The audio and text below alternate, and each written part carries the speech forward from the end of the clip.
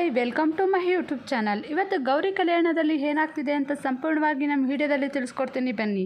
ಅದಕ್ಕೂ ಮೊದಲು ನೀವೇನಾದರೂ ನಮ್ಮ ಯೂಟ್ಯೂಬ್ ಚಾನಲ್ನ ಸಬ್ಸ್ಕ್ರೈಬ್ ಆಗಿದೆ ಅಂದರೆ ಈ ಕೂಡಲೇ ಸಬ್ಸ್ಕ್ರೈಬ್ ಮಾಡ್ಕೊಳ್ಳಿ.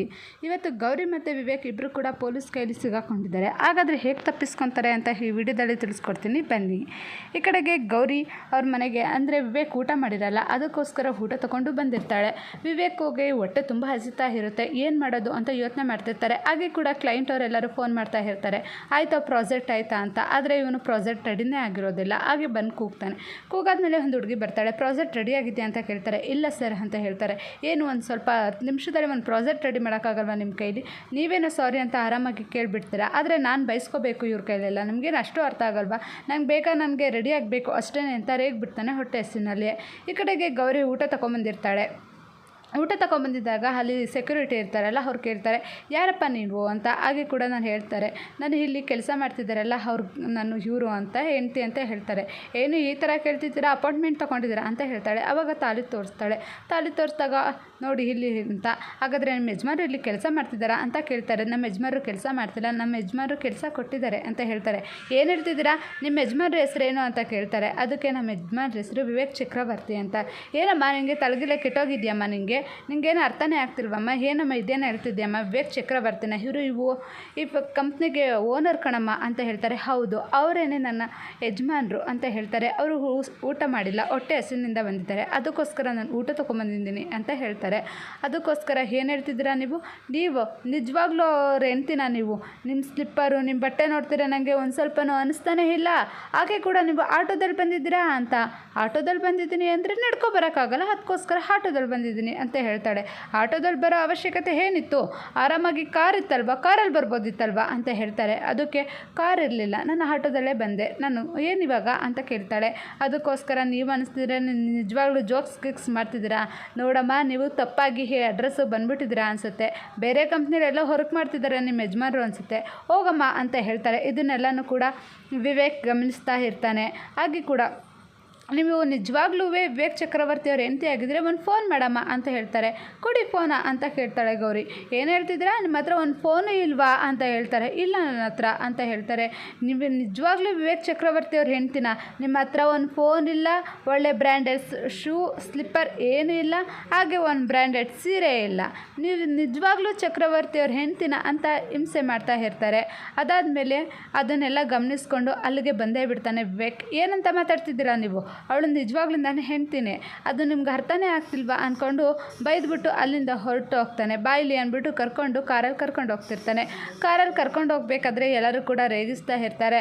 ಏನಮ್ಮ ಒಂದು ಊಟ ತಂದಿದ್ಯಾ, ನಿಮ್ಮ ಮನೇಲಿ ಅವರೆಕಾಳು ಮತ್ತು ಕೇಸರಿ ಬಾತ್ ಅನಿಸುತ್ತೆ ಅಂತ ಕಾರು ಓಡಿಸ್ತಿರೋ ಡ್ರೈವರ್ ಕೇಳ್ತಾನೆ. ಅದಕ್ಕೆ ಗೌರಿನೂ ಕೂಡ ಹೌದು, ನಮ್ಮ ಮನೇಲಿ ಉಪ್ಪಿಟ್ಟು ಕೇಸರಿ ಬಾತ್ ಅಂತ, ಅವರೆಕಾಳು ಉಪ್ಪಿಟ್ಟು ಅನಿಸುತ್ತೆ, ಗಮನ ತುಂಬ ಚೆನ್ನಾಗಿ ಬರ್ತಿದೆ ಅಂತ ವಿವೇಕ್ಗೆ ತುಂಬ ರೇಗಿಸ್ತಾ ಇರ್ತಾರೆ ಡ್ರೈವರು ಕೂಡ. ಅದಕ್ಕೆ ಹೌದಣ್ಣ, ಉಪ್ಪಿಟ್ಟು ಮತ್ತು ಅವರೆಕಾಳು ಉಪ್ಪಿಟ್ಟು ಮತ್ತು ಕೇಸರಿ ಬಾತು ನಿಮ್ಗೆ ಹೆಂಗೆ ಗೊತ್ತಾಯಿತು ಅಂತ ಕೇಳ್ತಾರೆ. ನನಗೆ ಆ ಗಮನದಲ್ಲೇ ಗೊತ್ತಾಗ್ತಿದೆ, ನಮ್ಮಮ್ಮ ಮಾಡ್ದಂಗೆ ಅನ್ನಿಸ್ತಿದೆ ಅಂತ ಹೇಳ್ತಿರ್ತಾರೆ. ಹಾಗೆ ಕೂಡ ಹೇಗೆ ಮಾಡಿದ್ರಿ ಅಂತ ಕೇಳ್ತಾರೆ. ನೋಡೋಣ, ಅವರೆಕಾಳು ಘಮ ಘಮ ಅಂತಿದೆ, ಹಾಗೆ ಕೂಡ ಶುಂಠಿ ಚೆನ್ನಾಗಿ ಹದವಾಗ ಹುರಿದು ರವೆನ ಮಾಡಿದ್ದೀನಿ ಅಣ್ಣ. ನಾನಂತೂ ನಮ್ಮ ಮನೇಲಿ ಮಾಡಬೇಕಾದ್ರೆ ನಮ್ಮ ಏರಿಯಾದವ್ರು ಎಲ್ಲರೂ ಕೂಡ ತಟ್ಟೆ ಹಿಡ್ಕೊಂಡು ಬಂದುಬಿಡ್ತಿದ್ರು ಅಂತ ಹೇಳ್ತಾರೆ. ಅದಾದ್ಮೇಲೆ ವಿವೇಕ್ ತಟ್ಟೆ ಹಿಡ್ಕೊಂಡು ಯಾಕೆ ಬರ್ತಿದ್ರು ಅಷ್ಟು ಅರ್ಥ ಆಗ್ತಿಲ್ವ, ತಟ್ಟೆ ಹಿಡ್ಕೊಂಡು ಯಾಕೆ ಬಂದಿರೋ ಅಂದರೆ ಉಪ್ಪಿಟ್ಟು ಹಾಕಿಸ್ಕೊಳ್ಳೋಕೆ ಬಂದಿದ್ರು ಅಂತ ಹೇಳ್ತಾರೆ. ಏನಪ್ಪ ಇಷ್ಟೊಂದು ಗಮ್ ಅಂತಿದೆ ಅಂತ ಡ್ರೈವರು ಕೂಡ ರೇಗಿಸ್ತಾ ಇರ್ತಾರೆ. ಹಾಗೆ ಕೂಡ ವಿವೇಕ್ ನಂಗೆ ತುಂಬ ಬೇರೆ ಹೊಟ್ಟೆ ಹಸಿತಿದೆ, ಇವಳು ಬೇರೆ ಊಟ ತಂದಿದ್ದಾಳೆ ಅವರೆಕಾಳು ಉಪ್ಪಿಟ್ಟು ಅಂತ ಹೇಳ್ತಿದ್ದಾಳೆ, ನಾನು ಯಾಕೋ ಟೆಂಪ್ಟ್ ಆಗೋ ಥರ ಇದ್ದೀನಲ್ಲಪ್ಪ ಅಂತ ಬಾಯಲ್ಲಿ ನೀರು ಕುಡಿತಾ ಇರ್ತಾನೆ. ಈ ಕಡೆಗೆ ಅದ್ರ ಜೊತೆಗೆ ಕೇಸರಿ ಬಾತು ಮಾಡಿದ್ದೀರಾ ಅನಿಸುತ್ತೆ. ಹೌದು, ಉಪ್ಪಿಟ್ಟು ಜೊತೆ ಕೇಸರಿ ಬಾತು ಇರಲೇಬೇಕು, ಯಾಕಂದರೆ ಗಂಡ ಹೆಂಡ್ತಿರ್ತಾರ ಅಲ್ವಾ, ಗಂಡ ಅಂದರೆ ಉಪ್ಪಿಟ್ಟು, ಹೆಂಡ್ತಿ ಅಂದರೆ ಕೇಸರಿ ಬಾತು. ಉಪ್ಪಿಟ್ಟು ಅಂದರೆ ಖಾರವಾಗಿ ಎಲ್ಲ ಇರುತ್ತೆ, ಗಂಡನ ಥರ, ಹೆಂಡ್ತಿ ಅಂದರೆ ಸಿಹಿಯಾಗಿ ಇರ್ತಾಳೆ ಹೆಂಡ್ತಿ ಥರ ಅಂತ ಹೇಳ್ಕೊಂಡು ರೇಗಿಸ್ತಾ ಇರ್ತಾರೆ. ಹಾಗೆ ಕೂಡ ಅವನು ಅದಕ್ಕೆಲ್ಲ ತಲೆ ಕೆಡಿಸ್ಕೋದಂತ ಸುಮ್ಮನೆ ಕೂತಿರ್ತಾನೆ. ಅದಾದಮೇಲೆ ಅವ್ರು ಬಂದಿರೋ ಜಾಗದಲ್ಲಿ ಇಳಿದಾದ್ಮೇಲೆ ಹೂ ಮಾರೋಳು ಬರ್ತಾಳೆ. ಹೂ ಮಾರೋಳು ಬಂದುಬಿಟ್ಟು ಹೂ ತಗೊಡು ಅಂತ ಹೇಳ್ತಾರೆ. ಶಿವಪಾರ್ವತಿ ಥರ ಜೋಡಿ ಇದೆ ಅಂತಲೂ ಕೂಡ ಹೇಳ್ತಾಳೆ. ಅದಕ್ಕೆ ಅವ್ನು ತಗೊಡೋದೇ ಇಲ್ಲ, ಅವಳು ನನ್ನ ಹೆಂಡ್ತಿನೇ ಅಲ್ಲ ಅಂತ ಅಲ್ಲಿಂದ ಹೊರಟಿಸ್ಬಿಡ್ತಾನೆ ಹೂನೋಳ. ನೋಡು ಯೋಚನೆ ಮಾಡು, ಒಂದಲ್ಲ ಒಂದು ಕಾಲಕ್ಕೆ ಹೂನೋಳು ಬೇಕಾಗುತ್ತೆ ಅಂದ್ಬಿಟ್ಟು ಹೂನೋಳು ಬೇರೆ ಅಲ್ಲಿಂದ ಹೊರಟೋಗ್ತಾಳೆ. ಇವನು ಕೈ ಹಿಡ್ಕೊ ಬರ್ತಿರ್ತಾಳೆ. ನಾನು ಇವನು ಬರೋದೇ ಇಲ್ಲ, ನೀನು ಎಲ್ಲಿ ಕರ್ಕೊಂಡು ಹೋಗ್ತಿದ್ಯಾ ಹೇಳು ಅಂತ ಬಲವಂತ ಮಾಡ್ತಿರ್ತಾಳೆ ಗೌರಿ. ವಿವೇಕ್ ನೀನು ಬರೋವರೆಗೂ ನಾನು ಹೇಳೋದೇ ಇಲ್ಲ ಅಂತ ಹೇಳ್ತಿರ್ತಾರೆ. ಬರೋದೇ ಇಲ್ಲ ಅಂದ್ಬಿಟ್ಟು ನಿಂತ್ಕೊಬಿಡ್ತಾಳೆ ಗೌರಿ. ಆವಾಗ ವಿವೇಕ್ ಕೈ ಹಿಡ್ಕೊಂಡು ಬರ್ತಿರ್ತಾರೆ.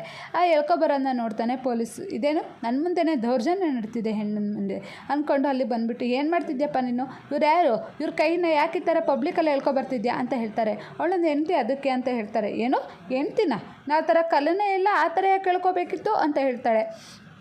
ಅದಾದಮೇಲೆ ಇಲ್ಲ ಇವಳು ನನ್ನ ಹೆಂಡ್ತಿನೇ ಅಂತ ಒಪ್ಕೊತಾರೆ. ಆದರೆ ಗೌರಿ ಒಪ್ಕೊಳ್ಳೋದೇ ಇಲ್ಲ.